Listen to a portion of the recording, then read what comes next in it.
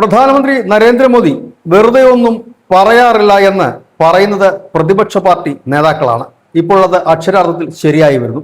2014 തെരഞ്ഞെടുപ്പിന്റെ പ്രചരണ വേളയിൽ അന്ന് നരേന്ദ്രമോദി പ്രധാനമന്ത്രി ആയിരുന്നില്ല, അദ്ദേഹം പ്രചരണം നയിക്കുകയായിരുന്നു. ആ പ്രചരണ വേളയിൽ വിവിധ വേദികളിൽ അദ്ദേഹം പറഞ്ഞ ഒരു പ്രസംഗമുണ്ട്, ഒരു പ്രസ്താവനയുണ്ട്. അതിലെ ചില ഭാഗങ്ങൾ അടർത്തി മാറ്റി ഇന്നും സഖാക്കളും ചുടാപ്പികളും ആഘോഷിക്കാറുമുണ്ട്.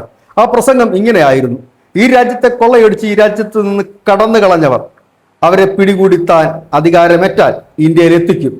അവർ ഇവിടെ നിന്ന് അടിച്ചു മാറ്റിയ തുകയുണ്ടെങ്കിൽ ഓരോ ഇന്ത്യക്കാരന്റെ പോക്കറ്റിലും 15 ലക്ഷം രൂപ വെച്ച് ഉണ്ടാകുമായിരുന്നു എന്നാണ്.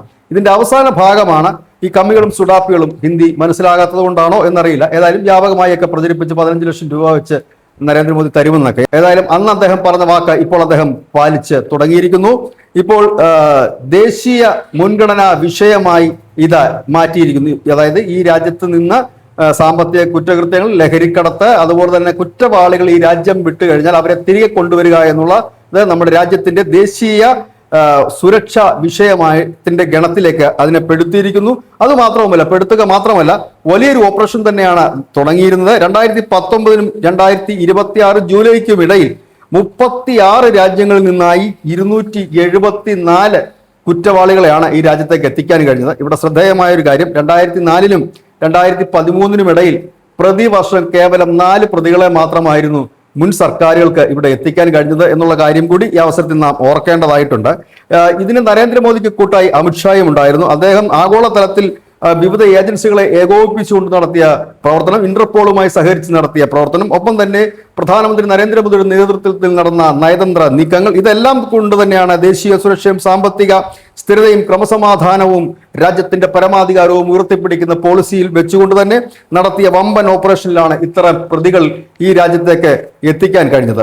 സംയോജിത രഹസ്യാന്വേഷണ സാങ്കേതിക വിദ്യ ഇന്റർപോളുമായി ബന്ധിപ്പിച്ചു. 2025 70 പേരെ ഇവിടെ എത്തിക്കാൻ കഴിഞ്ഞു. 2026 ജൂലൈ വരെ 45 പേരെ ഇതുവരെ എത്തിച്ചു കഴിഞ്ഞിരിക്കുന്നു. നിയമപരമായി മറ്റ് ചട്ടക്കൂടുകളും ഈ സർക്കാർ ശക്തിപ്പെടുത്തി. അതുവരെ വലിയ നിയമമൊന്നും ഈ കുറ്റവാളികളെ കൈമാറുന്നതിലില്ലായിരുന്നു. കേവലം 37 രാജ്യങ്ങളുമായിട്ട് മാത്രമായിരുന്നു ഈ കുറ്റവാളികളെ കൈമാറുന്നതിന് ഒരു കരാറുണ്ടായിരുന്നത്. എന്നാൽ അവരുടെ സ്വത്തുക്കൾ കണ്ടുകിട്ടുന്നതിനോ ഇവരിൽ നിന്ന് പണം ഈടാക്കുന്നതിനോ പ്രത്യേകിച്ച് നിയമങ്ങളൊന്നും തന്നെ കർശനമായിരുന്നില്ല. എന്നാൽ 2019 NIA ഭേദഗതി, UAPA ഭേദഗതി നിയമം നിലവിൽ വന്നതോടെ ഇതിനെല്ലാം മാറ്റം വന്നു. 2020 ശേഷം മുങ്ങിയവരെയൊക്കെ മിഷൻ മോഡിൽ തന്നെ അമിത്ഷാ കൂട്ടത്തോടെ പൊക്കി. 2019 2026 ഇവരുടെ സ്വത്തുവകകൾ കണ്ടുകെട്ടിയതിലൂടെ മാത്രം 17,874 കോടി രൂപയുടെ സ്വത്തുക്കളാണ് ഇവരുടെ എല്ലാം കണ്ടുകെട്ടിയത്. ഇവരുടെ പക്കൽ നിന്ന് പിടിച്ചെടുത്ത പണം 12,762 കോടി രൂപയാണ്. ഏതായാലും ട്രയൽ ഇൻ ആബ്സൻസ് എന്ന് പറയുന്ന ഒരു നിയമ സംവിധാനം കൂടി ഇതിനിടയിൽ കൊണ്ടുവന്നു. അതായത് ഈ പ്രതികൾ ഇല്ല എങ്കിൽ പോലും വിചാരണ നടക്കുന്ന ഒരു നിയമം കൂടിയാണ് ഈ നിയമം കൊണ്ടുവന്നു. ഒപ്പം തന്നെ സ്റ്റാൻഡിംഗ് ഫോക്കസ് ഗ്രൂപ്പ് രൂപീകരിച്ചു, ഇന്റർപോളുമായി സഹകരിച്ചു.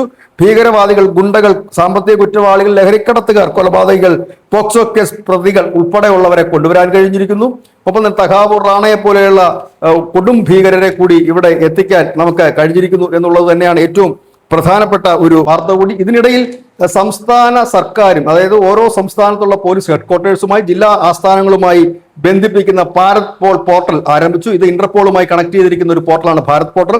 1400 യൂണിറ്റ് ഓഫീസുകളുമായി, അതായത് വിവിധ ഏജൻസികളുടെ, അതായത് സംസ്ഥാന പോലീസ് ഉണ്ടാവും, NIA ഉണ്ടാവും, CBI ഉണ്ടാവും, അങ്ങനെ വിവിധ അന്വേഷണ ഏജൻസികൾ എല്ലാം കൂടെ ബന്ധിപ്പിച്ചിട്ടുള്ളതാണ് ഭാരത് പോള്. അതിൽ CBI പോലീസ് ആസ്ഥാനങ്ങൾ, ജില്ലാ പോലീസ് ആസ്ഥാനം തുടങ്ങി 1400 യൂണിറ്റുകളാണ് ഇതുമായി ബന്ധിപ്പിച്ചിരിക്കുന്നത്. ഇപ്പോൾ CBI ആവശ്യപ്പെടുന്ന രേഖകൾ നിയമപരമായി 10 മുതൽ 20 ദിവസത്തിനുള്ളിൽ ഈ സംവിധാനത്തിലൂടെ ലഭ്യമാക്കാൻ കഴിയുന്നുണ്ട്. ചില നിർണായക ഘട്ടങ്ങളിൽ അത് 3 ദിവസം തൊട്ട് 10 ദിവസത്തിനുള്ളിൽ ഈ രേഖകൾ കൈമാറുന്ന ഒരു സംവിധാനമാണ്. പഴയതുപോലെ ഒരുപാട് ലാഗൊന്നും ഈ ഫയലുകൾ കൈമാറ്റം ചെയ്യാനോ ഇല്ലെങ്കിൽ കുറ്റവാളികളെ സംബന്ധിച്ച് വിവരം കൈമാറാനോ ഇപ്പോൾ ഉണ്ടാകുന്നില്ല എന്നുള്ളത് തന്നെയാണ് ഈ ഭാരത് പോളിന്റെ ഏറ്റവും വലിയ പ്രത്യേകത.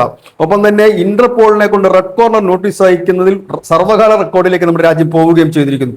2022 40 നോട്ടീസുകളാണ് ഇന്റർപോൾ റെഡ് കോർണർ നോട്ടീസുകൾ പുറപ്പെടുവിച്ചിരുന്നത്. 2023 100 എണ്ണം, 2024 107 എണ്ണം, 2025 112 എണ്ണം, 2026 ഇതുവരെ 182 റെഡ് കോർണർ നോട്ടീസുകൾ പുറപ്പെടുവിച്ചിട്ടുണ്ട്. ഓപ്പറേഷൻ തൃശൂൽ വഴി ഈ ഒളിവിലിരിക്കുന്ന ഈ കുറ്റവാളികൾ, അത് ഭീകരരാകാം, ലഹരിക്കടത്തുകാരാകാം, സാമ്പത്തിക തട്ടിപ്പുകാരാകാം, ഇവരെ ഇന്റർപോളിന്റെ സഹായത്തോടെയും ഉപഗ്രഹങ്ങളിലൂടെയും ഐഡന്റിഫൈ ചെയ്യുകയും ഇവരുടെ താവളം മനസ്സിലാക്കുകയും ചെയ്ത് നിരീക്ഷണം ശക്തമായി കൃത്യമായി തന്നെ അവരെ കണ്ടെത്തി ഇവിടെ കൊണ്ടുവരാനും നമ്മുടെ രാജ്യത്തിന് കഴിഞ്ഞിരിക്കുന്നു. News desk news India Malayalam.